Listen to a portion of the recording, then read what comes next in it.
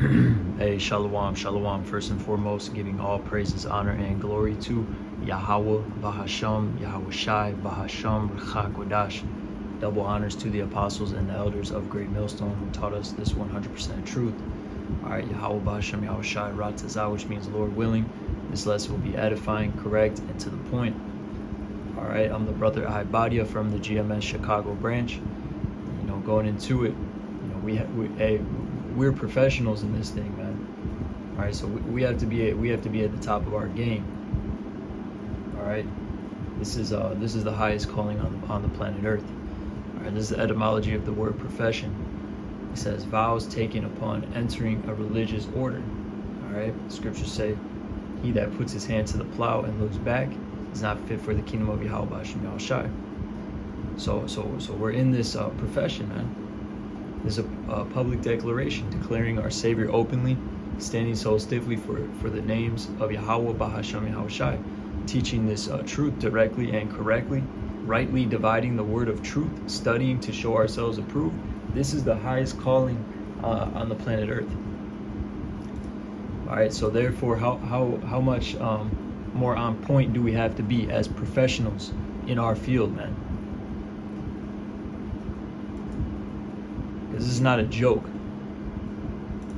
or this is not a light thing. We have to be on point doing this work.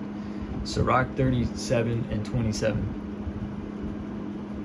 Speaking of myself first and foremost, it reads, "My son, prove," which means test, "prove thy soul in thy life, and see what is evil for it, and give not that unto it." All right, like the Apostle Paul said, examine yourself, see whether you be in the faith. Do you not know your own self? So we know from our life experience what is detrimental to us, man. Or even if it's not detrimental, it could just not be profitable. It says, "And see what is evil for it, for your soul, and give not that unto it." So 99% of the time we know what is evil for our soul, but the whole part is, the difficult part, give not that unto it. All right, that's where that discipline comes in. Giving not our soul the things that are not profitable to it, man. Which could be any number of things different for different brothers. Could be music, could be certain types of foods. All right, it could be women, it could be wine, these things in excess. It could be the phones, the social media, it could be your job. All right, see what is evil for it, and give not that unto it. It says, "For all things are not profitable for all men, neither hath every soul pleasure in everything. Be not unsatiable in any dainty thing, nor too greedy upon meats. For excess of meats bring sickness, and surfeiting will turn into choler." All right, this is 1 Corinthians 9 and 24. It reads, "Know ye not that they which run in a race run all?" Let's make this a little bigger.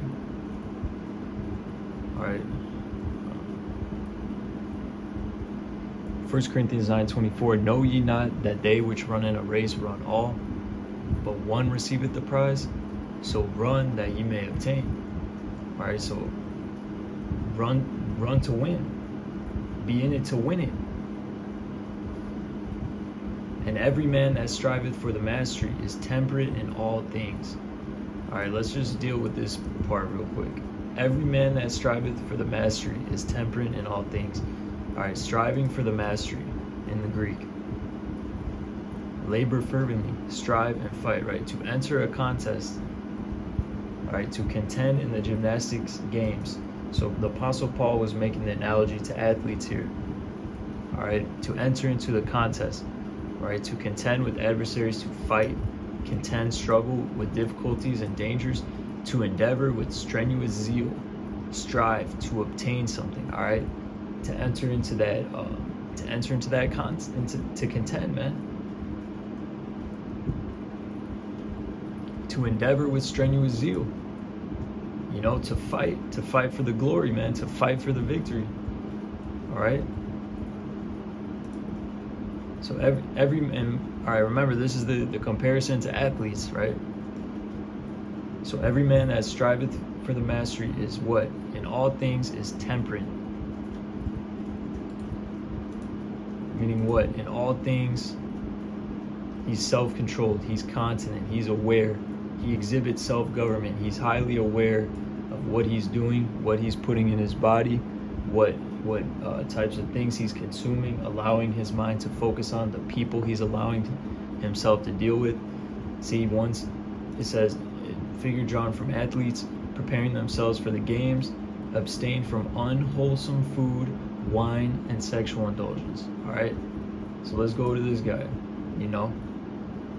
widely considered the greatest boxer of all time. Okay, it says Floyd Mayweather Jr.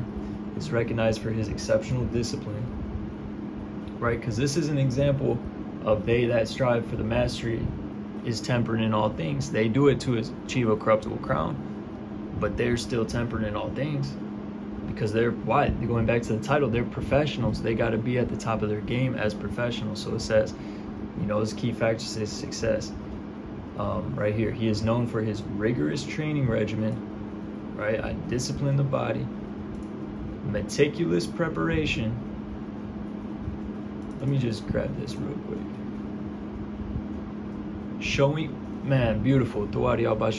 Showing great attention to detail, very careful and precise. All right, this is a Yapa word, meticulous. Showing great attention to detail, very careful and precise. You got to be meticulous. You have to show great attention to detail in the things that you're doing, the things that you're saying, the things that you're watching, eating, listening to.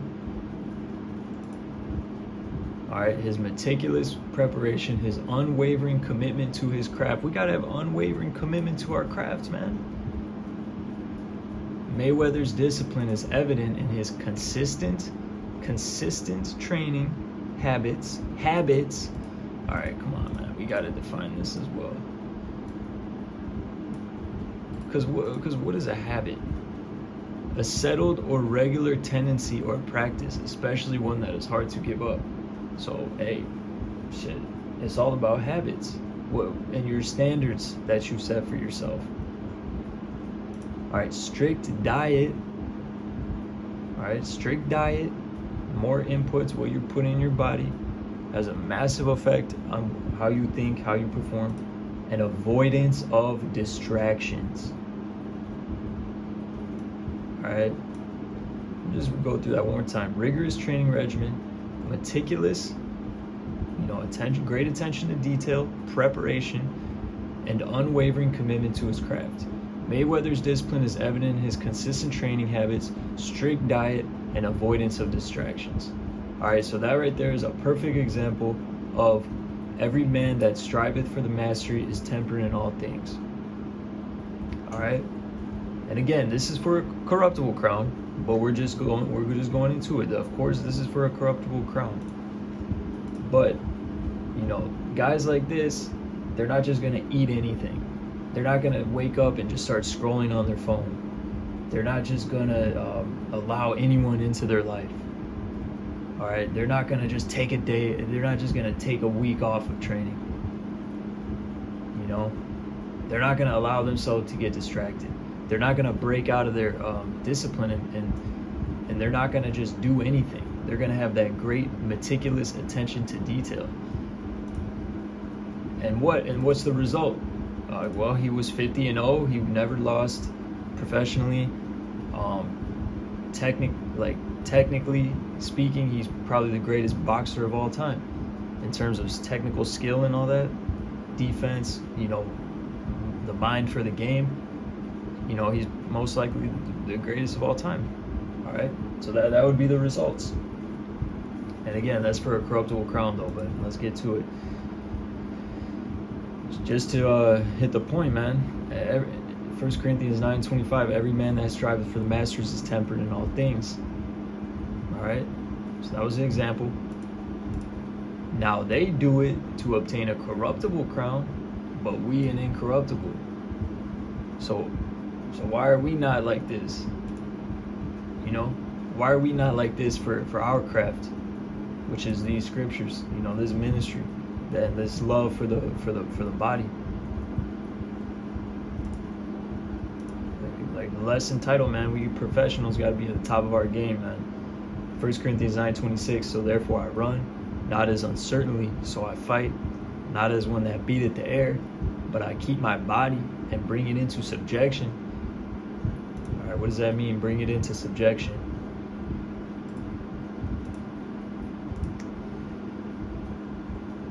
To lead away into slavery, to claim as one slave. So we got to claim the flesh as our slave, man, and keep a strict discipline on it. It says with severity, subject to stern and rigid discipline, self-government. All right, because if you don't put your flesh into subjection, then it's gonna run you. And hey, a man, you know what the scriptures say about a man who has no rule over his spirit? He's like a city that's broken down without walls. So you're through. Right? Lest by any means, when I have preached to others, I myself should be a castaway. And that's scary too, because here it is, we're preaching. All right, we're preaching to others, which puts us in the possibility of easily becoming a hypocrite. And Yahushua spoke very, he spoke about the hypocrites. Woe unto you hypocrites, man. You hypocrites. All right, so how important is this discipline? Sirach 19:5, whoso taketh pleasure in wickedness shall be condemned, but he that resisteth pleasures crowneth his life. Hey man, you're not gonna get very far if you don't have the ability to resist pleasures, man. You're not gonna get very far in life, and especially in this truth, which is even so much more important. But he that resisteth pleasures crowneth his life. Hey man, we were just reading about it, about that crown, receiving the prize, the incorruptible crown, the incorruptible crown. He that resisteth pleasures crowneth his life. Because resisting your pleasures, remember it says he gives grace unto the humble. All right, resisting pleasures is humility. So you get grace on the backside, on the back end for that. This is delayed gratification. He that resisted pleasures crowneth his life. So you're pushing off pleasure in the moment, and it comes back as grace, and your whole life is benefited and elevated as a result. But if you keep giving into short-term pleasure, you're never going to break through and get to that point. You're not going to experience spiritual growth. Sirach 18:27, a wise man will fear in everything. All right, like we read about, let's clear some of these down. Like we read about that, let's pull it up right now, man. I love this word. Showing great attention to detail. Very careful and precise. A wise man will fear in everything. You will think before you act, man. And you will think before you speak. And you will think before you do something, before you put something in your body, before you deal with a woman, before you, so on and so forth, man. A wise man will fear in everything. And in the day of sinning, he will beware of offense. But a fool will not observe time. All right, Proverbs 16:17. The highway of the upright is to depart from evil. He that keepeth his way preserveth his soul. Keepeth his way. All right, preserveth his soul. He that keepeth his way. So this is, you preserve your soul. You guard it. You keep it, you guard it. You keep watch over it. You protect, you preserve your soul. All right, by keeping your way. All right, by keeping your way. By being careful and precise and making sure everything you do is profitable, beneficial to your soul, and in alignment with the words of Yahweh Bashem Yahushai and His instruction. Not Tazar. Right? To keep, to guard, a watchman. So you got to be a watchman over your way, and then that will preserve your soul, man. All right, Sirach 5:9. Winnow not with every wind, and go not into every way, for so doth the sinner that hath a double tongue. All right, hey, just keep it simple. Less is more. Less is more. All right, the more stuff you get into, the more chance of the more complication, the more, just keep it simple, man. We got the truth, we got discipline, we got the scriptures, we got Yahweh Bahasham Yahushai, we got the body, we got the brothers, just keep it simple, man. All right, so hey, man, as professionals in this truth, we gotta be on the top of our game, and we gotta self-govern ourselves, rule over our flesh and rule over our spirit, and be very precise, great attention to detail of what inputs we're putting into our body and our spirit, man. Hey, with that, I pray this was edifying and to the point, giving all praises, honor, and glory to Yahweh Bahasham Yahushai Bahasham Rechak Wadash. Double honors to the apostles, elders, great millstone. Peace and blessings to the hopeful elect of the nation of Israel. All right, with that, I say Kwame Asherallah. I say Shalom.